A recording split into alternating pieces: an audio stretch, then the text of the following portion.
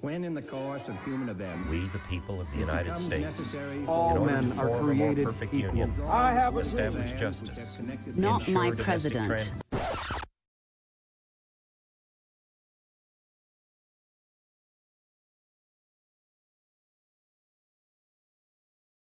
This is going to be the first discussion on the current huge debate about gun ownership.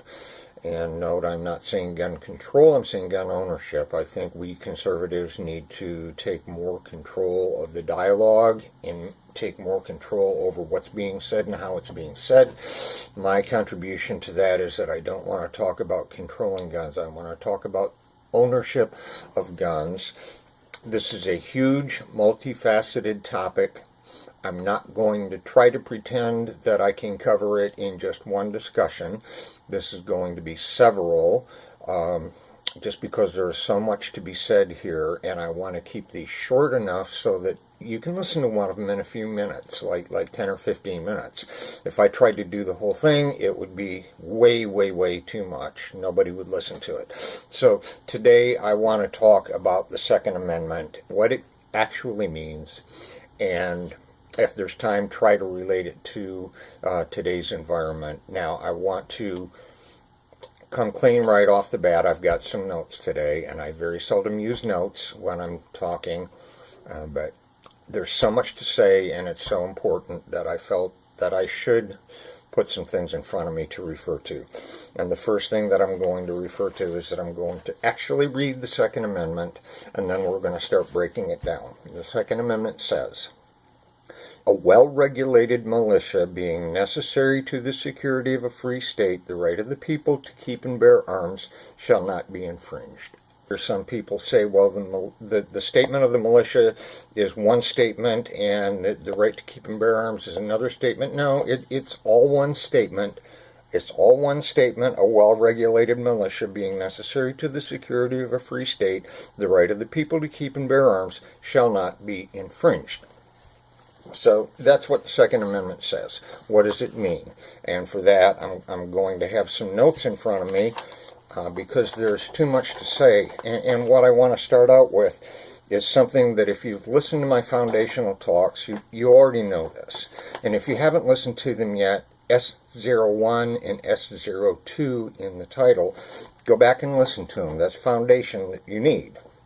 And this is from Thomas Jefferson, and he's talking about interpreting the Constitution instead of trying to force what meaning may be squeezed out of the text or invented against us.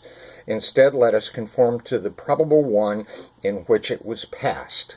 Now, that's from a letter that was dated in June of 1823, and it's Thomas Jefferson's words.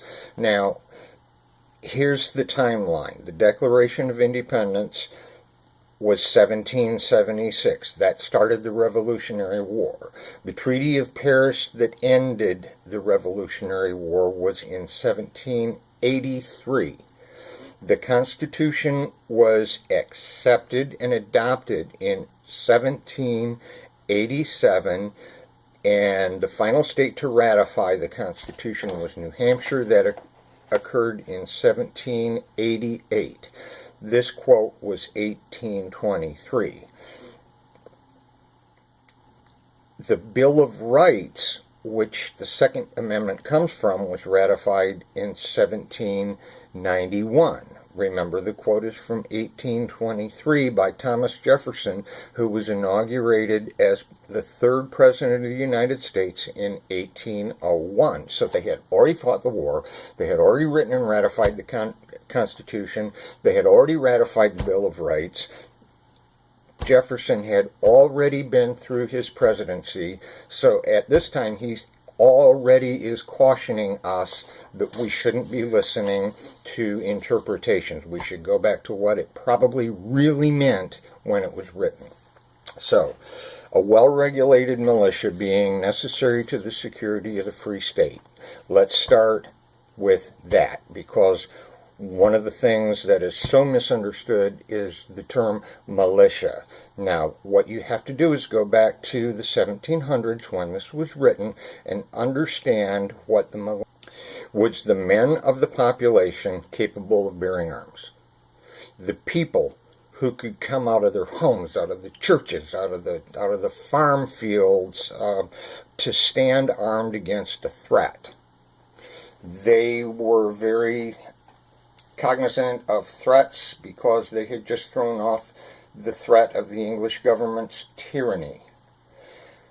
They were very aware, and we'll go into this in a few minutes, that any government can devolve into tyranny, and it needs to be thrown off if it devolves into tyranny. And we'll get into that for a few minutes. The militia was not intended to be a government force.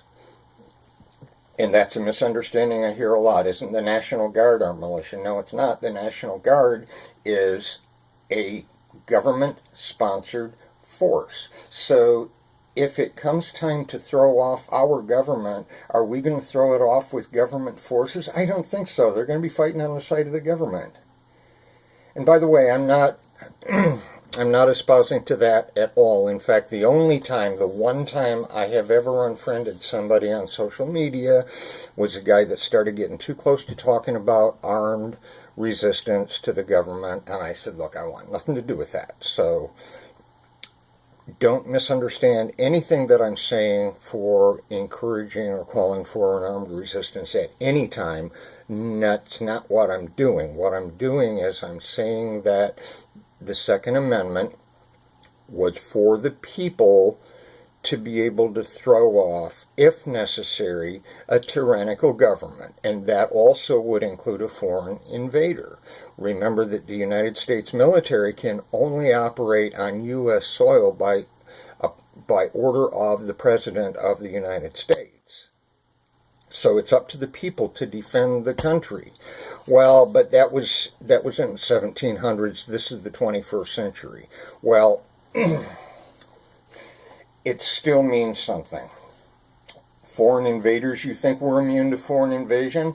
Let me remind you about World War II, and there's a quote that's attributed to the Japanese Admiral Yamamoto, and before anybody jumps on me, there's no evidence that he ever actually said these words or wrote these words, but the sentiment was there. That's why we didn't have a national invasion, because he felt like if the Japanese forces were to try a ground invasion, there'd be a gun behind every blade of grass, and they couldn't be successful. They knew they would be invading a heavily armed country, and they could not be successful. Did they want to? There's plenty of evidence that they did. You might not know that during World War II, Japan parked a destroyer off the California shore and started lobbing missiles at oil refineries, trying to break our energy supply. They flew balloon bombs into Oregon. None of that ever did much damage, but yeah, they wanted to take over America some way, somehow. Do you think we don't have enemies today that wouldn't be very, very happy to take on America and neutralize this light of liberty? Absolutely there are.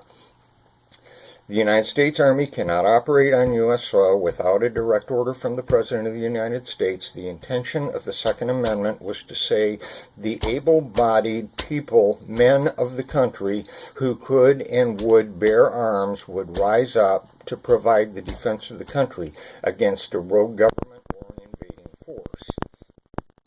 So the next thing we're going to say is a well-regulated militia. And people say, well, that right there means that this is a professionally trained army. No, it's not. You have to go back to what that meant in the 1700s.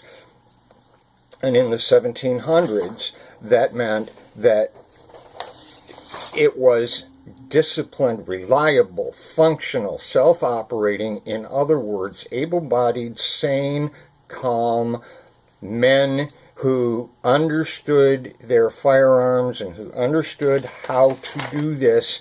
And don't say that nobody understands how to do this. There are millions of military vets who are heavily trained. There are millions of civilians who have never been in military service who are calm, sane, and know how to use their firearms, that would become a well-regulated militia.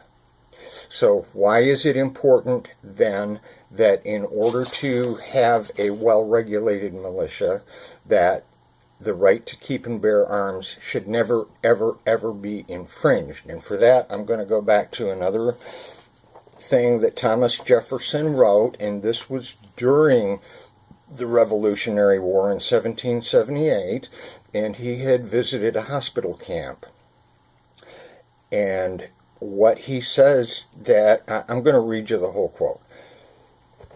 I enclose you, this is his report on his visit, I enclose you a list of the killed, wounded, and captives of the enemy from the commencement of hostilities at Lexington in April 1775 until November 1777, since which there has been no event of any consequence.